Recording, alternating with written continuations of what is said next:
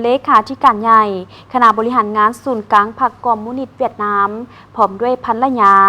จะเดินทางมาเยี่ยมยามรัฐกิจอยู่สาธารณรัฐประชาธิปไตยประชาชนลาวในระหว่างวันที่1-2 ธันวาคม 2025 นี้ซึ่งเพื่อเป็นการเสริมขยายสายพัวพันมิตรภาพอันยิ่งใหญ่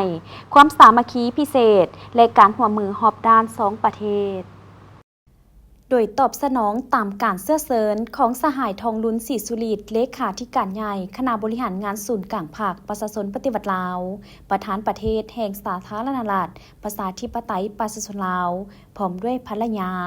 ดังนั้นสหายโตเลิมเลขาธิการใหญ่คณะบริหารงานศูนย์กลางพรรคคอมมิวนิสต์เวียดนามพร้อมด้วยภรรยาและคณะผู้แทนขั้นสูงของพรรครัฐแห่งสาธารณรัฐสังคมนิยมเวียดนามจะเดินทางมาเยี่ยมยามรัฐกิจอยู่สาธารณรัฐประชาธิปไตยประชาชนลาวในระหว่างวันที่1-2 ธันวาคม 2025 นี้เพื่อเป็นการเสริมขยายสายพัวพันมิตรภาพอันยิ่งใหญ่ความสามัคคีพิเศษและการร่วมมือรอบด้านระหว่าง2 ภาค 2 รัฐและประชาชน2 ชาติลาวเวียดนามให้นับมือนับแน่นแฟนและแตกดอกออกผลยิ่งขึ้นพร้อมนี้ในโอกาสดังกล่าวสหายโตเลิมยังจะได้เข้าร่วมพิธีเฉลิมฉลอง